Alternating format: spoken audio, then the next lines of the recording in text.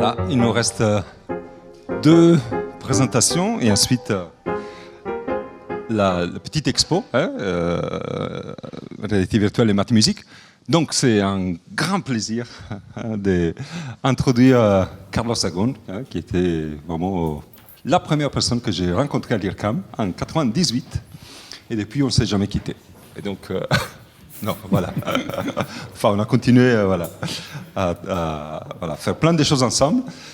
Et donc là, ça fait écho à ce que vous avez déjà vu avec Isabelle Bloch, donc la morphologie mathématique appliquée à la musicologie computationnelle, à l'analyse musicale, l'extraction des patterns, mais intégrée dans un langage de programmation, Open Music, pour la composition, donc les outils au service des compositeurs. Donc Carlos est professeur en informatique à Sorbonne Université, et membre éminent de l'équipe représentation musicale de l'IRCAM et concepteur avec Gérard Assayag de Open Music, langage de programmation visuelle pour la composition assistée par ordinateur. Carlos, à toi. Merci Moreno, bonjour tout le monde. Et merci à la Fondation, à l'Institut et à Moreno pour cette invitation. Et quand Moreno il m'a demandé de donner un titre, je n'avais pas trop d'idées. J'ai vu qu'Isabelle Bloch, elle avait déjà fait un titre, donc je l'ai inversé. Le titre d'Isabelle, c'était Morphologie, mathématiques et musique. Donc je dit pour que ça ne soit pas les mêmes, ça ne se voit pas, donc je l'ai copié, mais l'inversé. Mais ça m'a donné une bonne idée aussi pour mon sujet. Donc le sujet de ma présentation, c'est assez concret, mais ça traite d'une question abstraite, qui est la suivante. Nous avons vu tous les outils mathématiques qui ont été présentés. Il y a d'autres, les uns plus puissants que les autres. Si vous avez remarqué, la plupart sont utilisés pour l'analyse. Je ne sais pas si vous avez vu un peu. Et très peu se lancent dans l'idée de faire la création avec ces outils, bien que ça pourrait être fait. Et alors, ça c'est le sujet de ma présentation, qui est une question aussi, est-ce que c'est possible? Est-ce que c'est possible de prendre ces outils et faire la création? Quels sont les liens entre mathématiques et création musicale, bien sûr?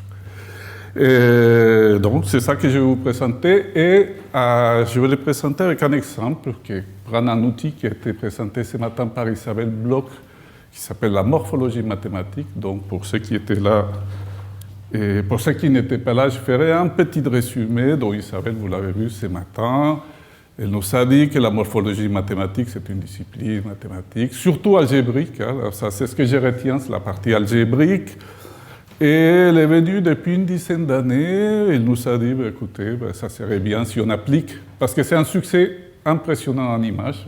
Ils font des choses extraordinaires. Elle a dit, si on faisait la même chose en musique, pourquoi pas? Donc on l'a suivi sans trop se poser cette question, et on a travaillé depuis une dizaine d'années. Et le moment est venu où on s'est dit, ok, c'est bien de travailler, etc., mais est-ce qu'on est suffisamment mûr pour faire des outils et les fournir à des professionnels de la musique, à des compositeurs qui n'ont aucune idée de ce que c'est la morphologie mathématique, et en plus que ça ne les intéresse pas. Ce qui les intéresse, c'est composer. Et pourquoi ils devraient adhérer à cette espèce de folie? Et comment faire pour les convaincre? Comment faire pour les séduire, si vous voulez, entre guillemets? Donc c'est ça que je vais vous montrer. Je vais vous montrer un travail qui est très récent, qu'on vient de finir il y a un mois. Donc je me suis dit, c'est l'occasion pour vous de le montrer, parce que c'est l'idée de donner un pas en avance avec tous ces projets de morphologie mathématique. On la connaît déjà un peu, on s'est fait une idée, on la comprend, on l'utilise. Maintenant, on va les donner à des gens qui ne sont pas concernés, des professionnels de la musique, comme je vous dis, et on va espérer que ça marche. On ne sait pas qu'est-ce que ça veut dire que ça marche, mais c'est plutôt l'idée. Alors, je vais prendre une minute pour ceux qui n'étaient pas là ce matin, pour vous dire un peu qu'est-ce que c'est la morphologie mathématique. Je vais mettre les lunettes. Elle nous a parlé d'analyser un objet avec un autre objet. Donc, je ne sais pas si vous vous souvenez, il a une image. Je vais l'analyser avec une autre image, qu'elle appelait l'élément structurant. Donc, c'est ce que vous voyez ici. Je vais analyser cette image, cet ensemble de pixels. Je vais utiliser cette autre image qui a un centre, c'est une croix qui a un centre au milieu. Et ce que je vais faire, c'est ce qu'elle nous a montré, c'est définir deux opérations, l'érosion, vous vous souvenez, et la dilatation. Donc je crois que j'ai piqué ce film d'Internet, j'espère que je n'aurai pas de problème des droits d'auteur, mais ça montre très très très bien.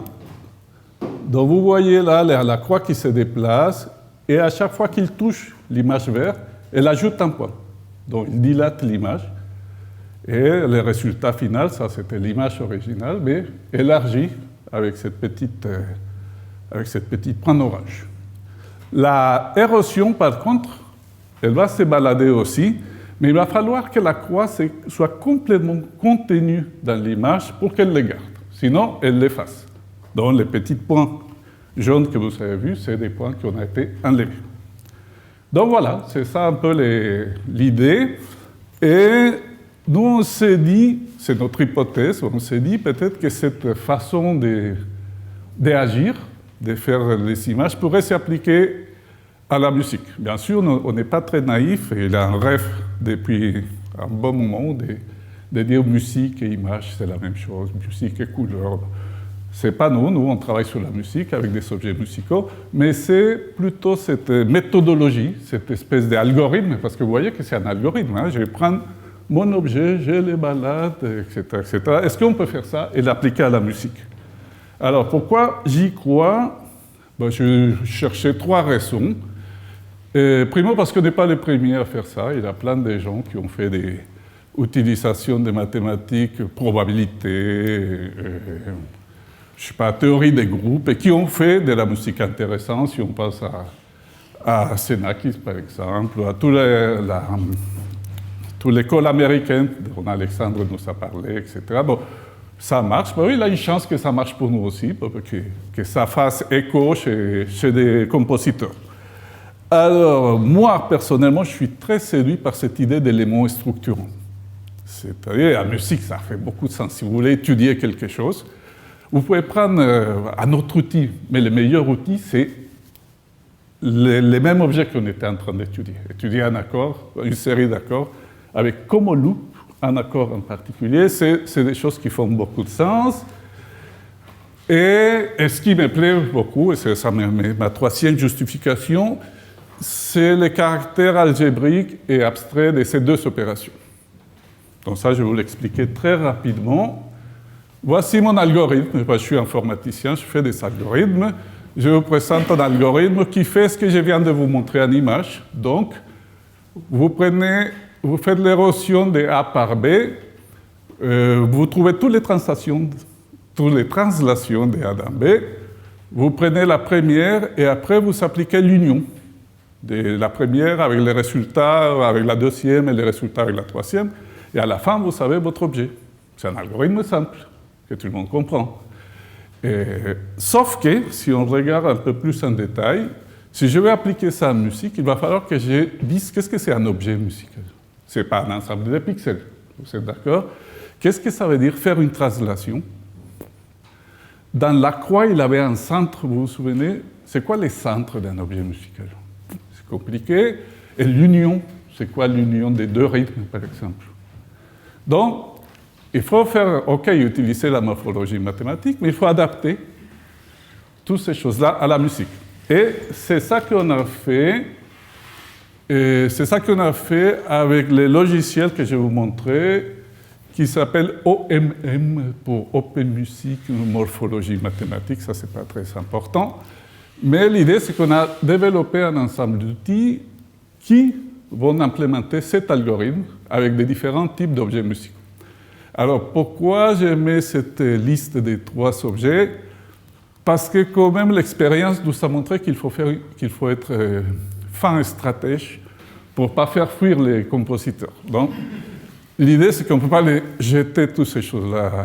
Donc, nous, on a avec le temps, dans l'équipe, on a pris quelques petites stratégies, et que je vais vous montrer, ça va structurer ma présentation. C'est ces 3 points différents qu'on va progressivement donner aux compositeurs pour qu'ils s'habituent à cette technologie. La première chose qu'il faut faire, c'est leur montrer des choses qu'ils connaissent bien. Et dire, regardez, la chose que vous faites tous les jours, en fait, vous ne le savez pas, mais vous faisiez la morphologie mathématique. Et là, ça, c'est bien. Après, on va lui produire des choses qui ne soient pas si simples que ça, parce que s'il dit, il me montre ce que je connais, une fois qu'il apprend cette première partie, on va lui montrer qu'il peut faire d'autres choses plus intéressantes et qu'il va découvrir, mais toujours guidé par nos outils. Et le troisième point, en fait, c'est lui permettre de faire des choses inédites, c'est-à-dire d'expérimenter et surtout de voir, de trouver les limites et les possibilités qui ne sont pas couvertes par ce type de choses. Qu'il puisse dire, votre truc ne marche pas si bien que ça parce que je voulais faire telle chose et ça n'a pas marché. Donc ça, c'est un peu les stratégies que je pense est la bonne un peu pour séduire mes compositeurs. Et ça va un peu structurer ce qui me reste des présentations, les 15 minutes qui me restent. Donc, je vais vous montrer les points 1, les points 2 et les points 3. Et après, j'aurai des conclusions. Alors, la première chose et la plus simple, c'est faire un peu comme il nous a montré Isabelle, dire on va travailler sur une chose qu'on appelle la morphologie binaire, ça veut dire la morphologie qui se fait sur les ensembles. Donc, on va prendre des ensembles et pour ça, je vais interpréter. Je suis désolé, mais je ne vois rien du tout. Et si je mets les lunettes, je vois moins bien. Donc, la première chose qu'on va faire, c'est interpréter ces ensembles comme des rythmes. Donc, vous voyez ici, j'insère des chiffres qui sont les 0, 2, 5 et 6. Et à chaque fois qu'il a les 0, j'aurai un attaque à 0. Après, j'ai un silence. Après, j'ai un attaque à 2. Après, j'ai un silence. Et en fait, j'interprète cet ensemble comme un rythme.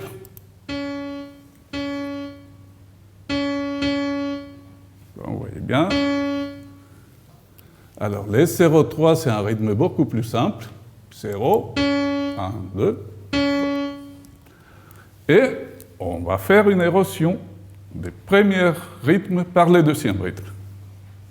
Donc, j'ai un petit opérateur. En fait, c'est un algorithme, c'est le même algorithme, mais qui est fait de façon graphique pour qu'il soit plus, user-friendly pour les compositeurs.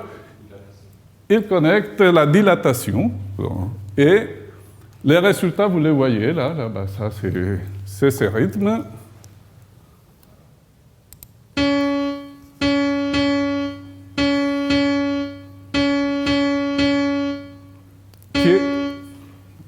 Qui est obtenu en prenant les grands rythmes et en faisant la translation sur les petits rythmes.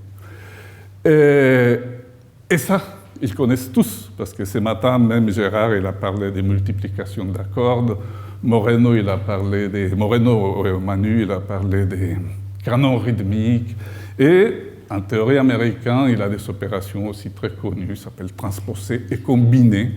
En fait, cette opération qu'on vient de faire, cette dilatation, c'est l'équivalent, je vous le montre là, de prendre les petits rythmes, les déplacer sur les notes de les rythmes. On appelle ça les rythmes internes et l'autre les rythmes externes. Après, vous aplatissez et vous venez de faire une dilatation. Et c'est des choses qu'on fait aussi sur les pitchs, etc. Donc, c'est très bien. Ça, on montre qu'il a fait la dilatation. Il savait, le compositeur, qu'il le faisait déjà. Pour l'érosion, c'est un petit peu différent à interpréter. L'érosion, je crois que je ne les joue même pas. Vous savez, un rythme, vous voulez faire l'érosion. Et en fait, les résultats, vous voyez, on perd beaucoup de notes. Justement, l'érosion, elle est en train d'éliminer. Et ce qu'on va bien constater, c'est que les résultats correspondent à des notes dans les rythmes. Et à partir de ces notes, on peut trouver les rythmes structurants. Alors, je vais être plus clair. Vous voyez les rythmes 0, 3, 4. Si vous mettez dans la première note, vous ne les trouvez pas. Vous avancez dans la deuxième note parce que c'est en silence. Sur la troisième, vous le trouvez. Vous allez trouver ce petit rythme. Vous voyez? Attaque, silence, silence, attaque, attaque. Donc, je vais marquer ces points. Et je vais garder comme résultat cette attaque. En fait, si vous voyez, c'est un pomme F. Vous avez un petit rythme, vous avez un texte, et vous voulez chercher où se trouve ce rythme. Et c'est un peu l'origine de tous les travaux que nous a montré Paul sur la détection des motifs rythmiques ou d'autres types de motifs. Mais ça, c'est un outil plus analytique. Hein, donc c'est pour ça que je passe un peu sur ça et je vais vous parler plutôt de la dilatation. Ça, c'était le premier exemple. Je passe à mon deuxième exemple, mon deuxième point.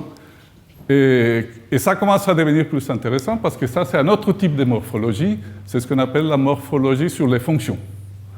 Donc, l'idée, c'est que cette fois, on n'a pas d'ensemble, mais nos objets, c'est des fonctions. Et je vais dilater ou éroder une fonction par une autre. Alors, la stratégie est très simple. J'espère que mon graphique marche. J'ai cette fonction rouge et je vais la dilater par la bleue. Alors, c'est ce que je vais faire, c'est que je vais translater la bleue dans tous les points de ma rouge. Et à chaque fois, je vais choisir les points les plus grands. Donc, le résultat, ça va être quelque chose comme ça qui va envelopper la fonction parce que je l'ai dilatée un peu. Et pour l'érosion, bon, il a juste un petit truc à faire, c'est que je vais tourner ma fonction bleue, l'inverser, et comme ça, je vais la déplacer, et bien sûr, je vais l'éroder un peu les résultats. Donc, grosso modo, très grossièrement, ça marche comme ça. Ben après, ce qui est bien, c'est que toute la théorie et toutes les formules, les algorithmes sont donnés par la morphologie mathématique, parce que ça, c'est une chose qu'on utilise beaucoup. Bon, Gonzalo, il a utilisé beaucoup ça pendant sa thèse. Donc là, ça, c'est très bien. Nous, on s'est dit, ben, on peut appliquer ça à des choses très simples, des mélodies. Donc, si on pense qu'une mélodie, c'est une espèce de fonction qui va dans les temps, dans les pitchs, dans les hauteurs, donc on pourrait coder cette mélodie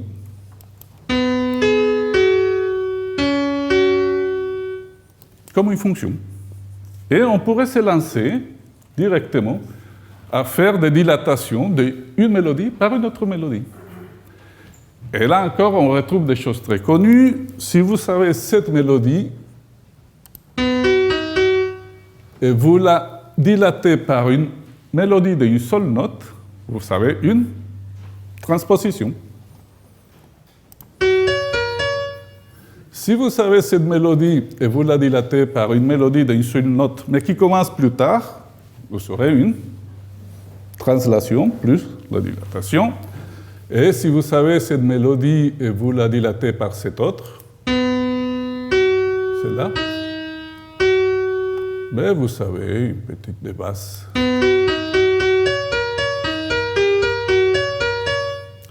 Donc là, ça serait plutôt pour les fun. De façon générale, si vous prenez deux mélodies, celle-là,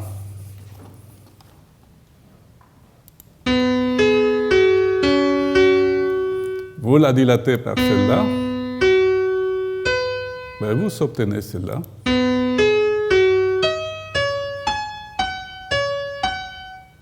Et le processus, il est expliqué ici un peu très rapidement. Vous faites un canon avec toutes les mélodies, mais à chaque fois qu'il y a deux notes qui se jouent, ou deux ou trois en même temps, vous choisissez la plus grande, parce que vous faites une dilatation. Et si c'est une érosion, vous choisissez la plus petite. Donc, ça, c'était mon première expérience. J'ai un ami, compositeur, avec lequel j'ai beaucoup travaillé. En fait, c'est un travail qu'on avait fait avec Marie de Santa Marie, qui est là, et qui, bientôt, je vous dirai en quoi elle nous a collaboré, Gonzalo, et un compositeur qui s'appelle Karim Redat, qui est un vieil ami. Et tout de suite, il m'a dit, chouette, je vais prendre une série dodécaphonique des groupes de Karl Heinz Stockhausen et je vais les roder et je vais la dilater. J'ai dit OK. Il a utilisé ces outils, dont la série c'est celle-là.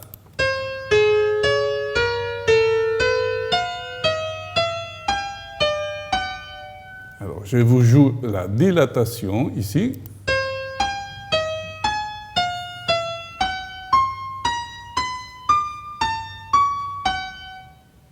Et ça, c'est l'érosion.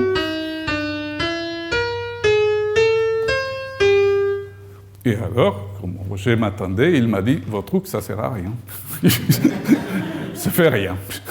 J'ai dit, oui, c'est vrai que ça... L'érosion, ça modifie un peu parce que comme ça compresse, il y a des notes qui se répètent un petit peu plus, mais c'est là où il m'a dit, ben, ça ne marche pas parce que, il m'a dit, ben, c'est parce que tu crois que le plus grand, c'est parce que c'est une note, il a un pitch plus haut que le plus grand que l'autre. Il m'a dit, ben non, c'est pas comme ça. Les notes, ils sont ordonnées musicalement de différentes façons. Et c'est là où il m'a dit, si tu m'ordonnes ça avec un ordre qui ne soit pas l'ordre numérique, mais un ordre soi-disant tonal, peut-être que je pourrais déformer la série dodécaphonique à quelque chose qui sonne mieux.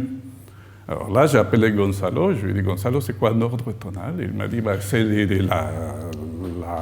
la quinte, la tierce majeure. Il m'a donné les chiffres.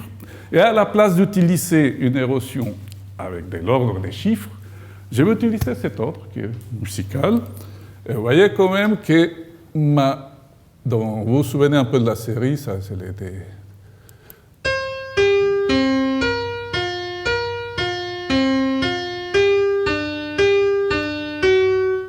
En fait, mon dilatation, elle reste avec beaucoup de notes différentes, mais elle fait surgir une espèce de pattern qui se répète, qui est en rapport avec cet objet que je lui passe des 3 notes. Donc, j'ai fait des groupes des 3 notes qui apparaissent un peu bizarrement.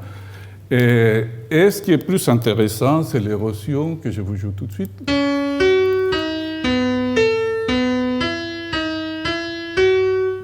En fait, l'érosion, je vous ai dit, ça aplatit, il a moins de place pour les notes, tout ça c'est fait à l'octave, donc il a beaucoup plus de répétitions.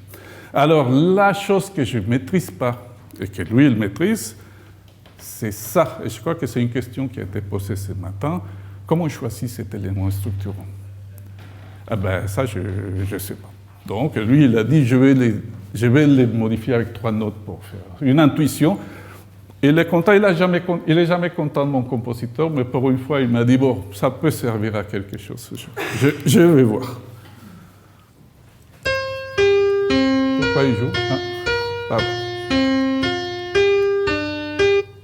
Okay. Alors, avec le temps qui reste, je vais vous montrer la 3e étape. C'est là où Marie elle participe. Et on se dit, ben, puisque c'est abstrait, puisque c'est algébrique, on peut utiliser n'importe quel type d'objet. Et si on remplit les prérequis qui nous demandent la morphologie mathématique, on va faire des outils, érosion et dilatation. Alors, on s'est dit, on va utiliser une chose beaucoup plus complexe que des ensembles de fonctions, et c'est les arbres. Donc, vous savez bien que les arbres, c'est une structure de données en informatique très utilisée. Et cela va nous permettre de traiter des rythmes un peu plus compliqués que ceux qui ont été montrés par Paul, et aussi par Gonzalo, parce que les rythmes de Gonzalo, ils sont plats. C'est noir, silence. Tandis que, quand on écrit la musique, il a une structure hiérarchique aussi à l'intérieur de chaque rythme. Il a des groupes qui contiennent des groupes, il a des mesures, il a des voix, et toute cette chose, il a un sens. Donc, il faut l'étudier, et pour ça, on définit nos structures rythmiques sous la forme d'arbres, et je vous explique ça très rapidement. Si vous savez ce groupe en cantolet avec ces notes-là, je veux dire que ce groupe, il a une durée, c'est les notes de l'arbre, et les feuilles de cet arbre, ils vont me donner les proportions dans lesquelles je divise cette unité. Donc vous voyez bien que l'addition, ça fait 5, et c'est pour ça que j'ai un cantolet, et les premières, c'est positif, donc c'est une double croche de cantolet. L'autre, il est négatif, donc c'est un double silence, etc. Donc grosso modo, ça, c'est les arbres rythmiques. Gros avantage, ça marche pour beaucoup d'objets. Si vous savez une mesure, comme celle que vous voyez là, je peux l'associer à un arbre rythmique. Si vous savez une voix, je peux prendre toute la durée de la voix, la diviser en mesures, et comme chaque mesure est un arbre, ben j'ai un arbre rythmique. Si vous savez une polyphonie, bon, ben on a une polyphonie d'arbres rythmiques. Donc, si je peux faire des opérateurs sur les arbres rythmiques, je pourrais éroder toute une symphonie par une mesure. Au pire encore, éroder une mesure par une symphonie, rythmiquement. Donc ça, c'est le défi. Bon, c'est pas grave. Il va falloir redéfinir tout ce que j'ai dans mon algorithme que je vous avais mis en rouge. Donc la première chose, je vais faire ça à travers un exemple. Je vais faire la dilatation de ce rythme par celui-là. Donc la première chose, n'oubliez pas qu'il faut faire, c'est dire quel est le centre de mon objet. Donc mes objets, c'est des mesures. Donc le centre d'une mesure d'un arbre, pour nous, c'est les nodes. On va dire que ça a du sens. Et ce qu'on va faire, c'est prendre tous les fils de cet arbre et les placer dans les points rouges de l'autre. Okay? Donc, comme il a 5 nodes, j'ai 5 translations. Donc ça équivaut à ma croix qui se balade dans la figure. Donc, je suis en train de balader un arbre dans l'autre arbre, donc dans les 5 points. Et vous voyez qu'à chaque fois, ça me fait des rythmes différents. Un peu différents. Donc ça j'ai déjà fait la première chose. Je vais faire la deuxième, c'est-à-dire que je vais faire l'union. Et ici, ça ne s'appelle pas l'union, parce qu'on va appeler ça les suprêmums. On va essayer de dire, à chaque fois, je vais faire un suprêmum, avoir un résultat, je fais une autre, et quand je finirai ça, j'aurai ma dilatation. Donc, je pars comme ça, il faut définir cette fameuse suprêmum, et là, j'ai fait appel encore une fois au compositeur. J'ai la chance parce que je suis informaticien, mais j'ai à côté Marie qui est mathématicien, Gonzalo, et de l'autre côté, j'ai les compositeurs. Donc, à chaque fois, quand j'ai besoin, je sollicite un.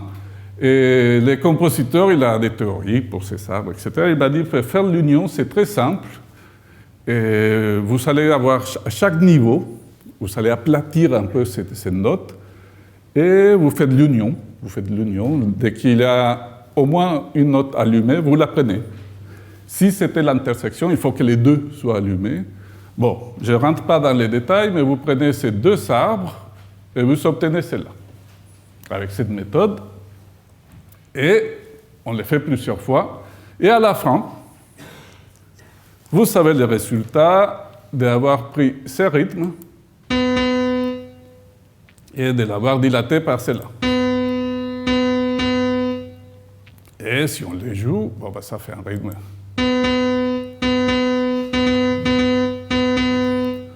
Alors, ce qui est bien quand même, et le compositeur il était très content, c'est que si vous apercevez, là c'est une noire, et ici il y a une espèce de division de la noire en 2, et on trouve un peu cette espèce de... Ça c'est moins divisé que celle-là, dans les mêmes proportions, donc ça garde un peu l'esprit des rythmes originaux. Donc lui il était content, et bon, je ne vous joue pas l'érosion, ben, l'érosion c'est bien, mais quand j'ai essayé de montrer ça à mes collègues, heureusement qu'Isabelle Bloch elle est partie, sinon elle m'aurait lapidé. Elle a dit, mais ça, c'est pas une érosion, mais ça correspond pas. Mathématiquement, ça tient pas la route. Elle dit, mais votre truc, OK, c'est joli, mais ça tient pas la route. Alors, ce qu'on a fait, c'est qu'on a dit, mais qu'est-ce qu'on fait? Est-ce qu'on abandonne ces belles opérateurs qu'on a construits et qui ont rendu mon compositeur content, ou est-ce que j'efface ce travail et je satisfais le travail d'Isabelle qui veut quand même que ça soit de la morphologie, une vraie dilatation. Et là, je me suis dit que ça peut faire un bon sujet de discussion pour les questions, et je passe aux conclusions. Donc, la première chose, c'est que je vous ai dit, on fait des outils, on les met à disposition des créateurs pour qu'ils s'en servent. Est-ce qu'on peut juger si notre démarche a réussi, si elle a marché? C'est très compliqué, c'est vraiment très, très, très difficile à évaluer. Moi, personnellement, je suis un peu satisfait quand je vois qu'un compositeur a utilisé un outil à moi et qu'il a fait une pièce.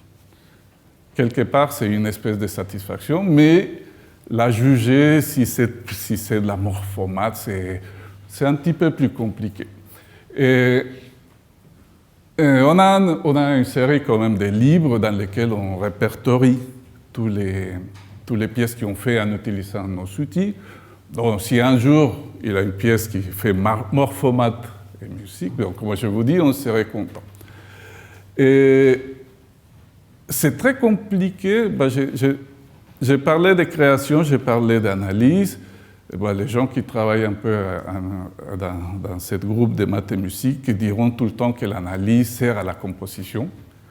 Je suis d'accord que la composition sert aux analyses, mais c'est à long terme. C'est vraiment...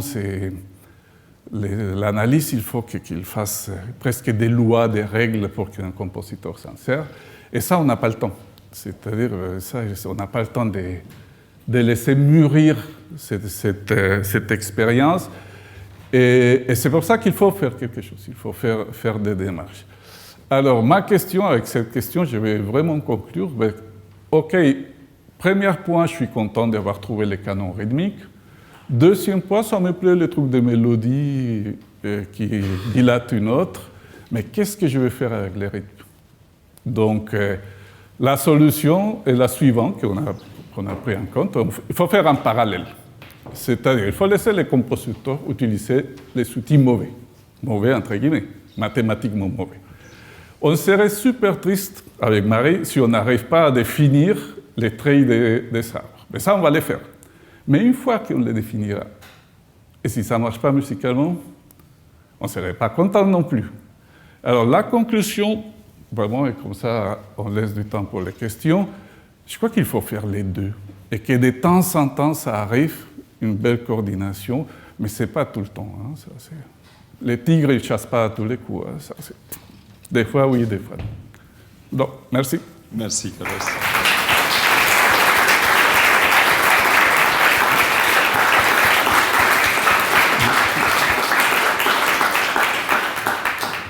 Alors, des réactions, des questions.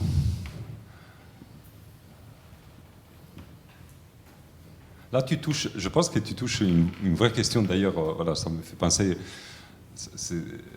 Dans la table ronde sur la créativité, on reviendra parce que les préoccupations d'un scientifique qui veut faire progresser la science et d'un compositeur dans lequel il n'y a pas forcément des notions de progrès, hein, mais il y a plutôt aller au-delà d'un système qui s'est posé, eh bien, elles ne sont pas les mêmes. Donc là, c'est clairement un enjeu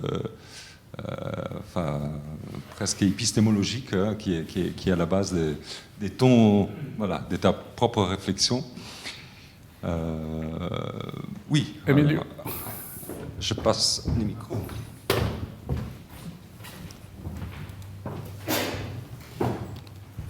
Merci. Je me demande, Carlos, est-ce que c'est important d'avoir des théorèmes de propriétés, de montrer que cet opérateur a des propriétés? Oui. Alors, ce qu'on n'a pas trop dit, je crois qu'Isabelle n'avait pas le temps de montrer, c'est que l'intérêt de cette morphologie mathématique, c'est que les cadres qu'il définit et tous les objets qui vivent dans ce cadre, ils vont gagner automatiquement pour respecter la loi, ils vont gagner une certaine interprétation logique, parce que ça vit dans un treillis, et comme il a des exponentielles, ça nous fait une algèbre de Heyting, et on va pouvoir développer une logique à l'intérieur de cette treillis complet. Donc ce n'est pas qu'un simple lattice, c'est un lattice qui a toutes les propriétés, mais qu'il y a d'autres choses qu'il faut respecter, etc. Et ça, c'est mon rêve, c'est de pouvoir analyser des pièces, ou les construire, et pouvoir dire pourquoi une chose est là et pourquoi une autre, par rapport à cette construction. Mais au moins avoir une explication logique. Parce que ça, c'est un débat, bon, je ne vais pas m'étendre sur ça, c'est un débat en musique, malheureusement, ça me gêne. C'est-à-dire qu'on parle beaucoup de la logique musicale. Et quand on dit la logique musicale n'existe pas parce qu'il n'a pas de vrai ou faux. Oui, mais ça c'est la logique. Okay. Mais quand on dit la logique musicale, c'est une autre chose. Il doit y avoir un... Et ok, on ne cherche pas des vrais ou des faux, mais c'est bien d'avoir des explications logiques. Et c'est grave pour moi parce que bon, toutes ces choses-là, je les fais dans le sens d'avoir une logique. D'autres questions ou réactions? Oui. Merci. Oui, donc à un moment, tu as introduit les arbres. Donc ça n'est pas dans la morphologie stricte. Oui. J'ai des problèmes avec mes arbres. Par exemple, cet algorithme de suprême, oui. Il n'est pas commutatif. Ah, ok. Oui. Et donc là, tu sors déjà du cadre théorique de la morphologie. Voilà, c'est ça. Bon, tant qu'à sortir, sors, quoi. Ben oui, mais je sors en défaite, je vais sortir en triomphant. Oui, non, mais tu peux le faire. Je vais faire les deux. Oui, bien sûr. Non, mais par exemple, quitte à introduire le langage des arbres, après, tu as beaucoup d'outils de manipulation des arbres qui peuvent te servir. Ah non, les compositeurs, c'est un expert, il a des livres où il manipule les arbres. Ah oui, déjà. Il sait manipuler, il est convaincu, il fait des choses magnifiques. Oui, d'accord. C'est la morphologie sur les arbres. D'accord. En fait, la question derrière, c'est est-ce qu'on peut étendre le cadre morphologique pour inclure ces types de structures qui sont intéressantes pour les compositeurs, mais qui ne respectent pas les axiomes. Hein. Voilà, donc avoir programme de recherche pour les prochaines années. Marie. Bien, merci beaucoup, Carlos. Merci.